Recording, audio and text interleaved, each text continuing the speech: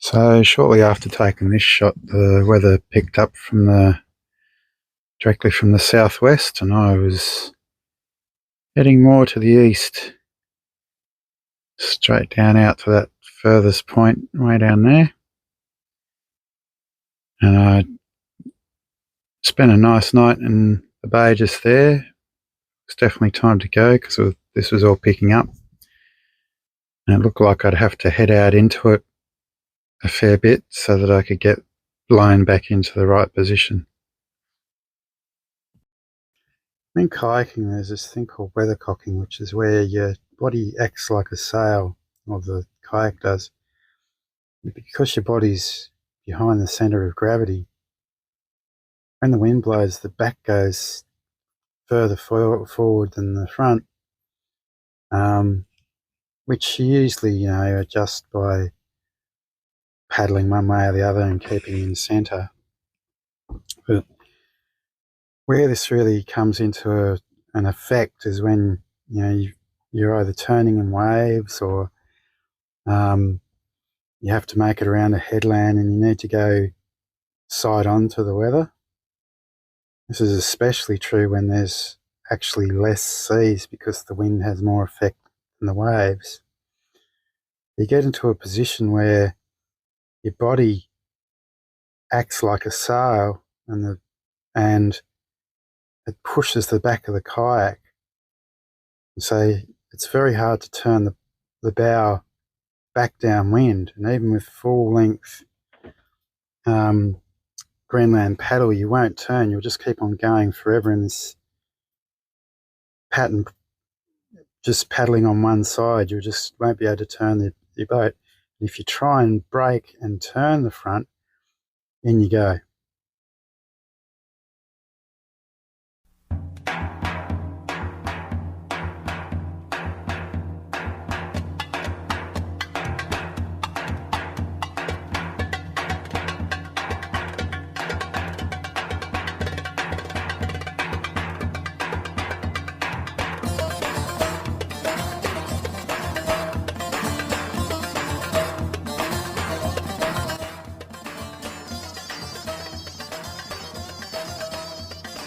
So in this position, heading out to sea, you have to actually turn up into the wind and get a fair bit of speed up, just paddling straight into the wind, body low, until you finally get enough speed up you can actually make a turn that's not going to stop with the wind, and paddle like crazy to get back down wind. That was fun to discover out there.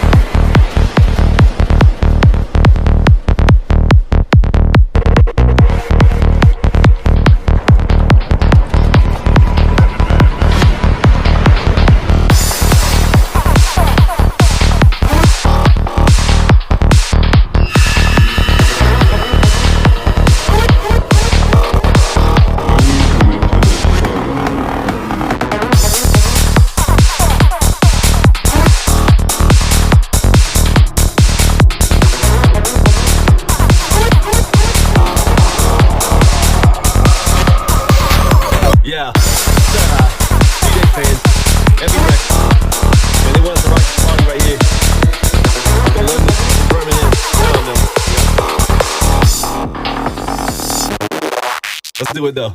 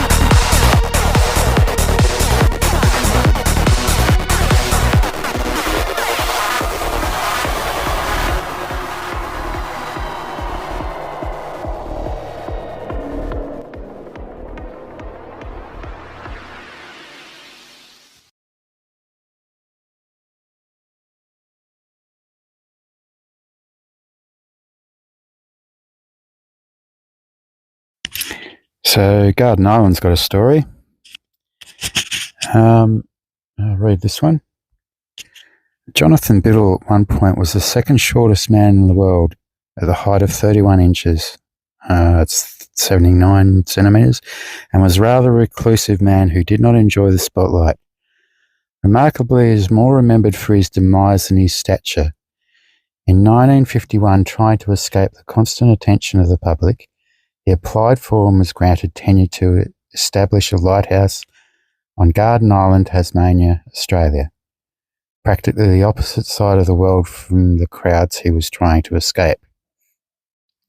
Using his money gained from his unwanted fame, he had a 14-foot lighthouse constructed for him to live in, and in 1954 he took up residence. For 28 years, his only contact was the daily weather skeds and the monthly fuel food mail drops from the supply boat. In 1978, he got his pet cat Munchie to keep him company in his later years.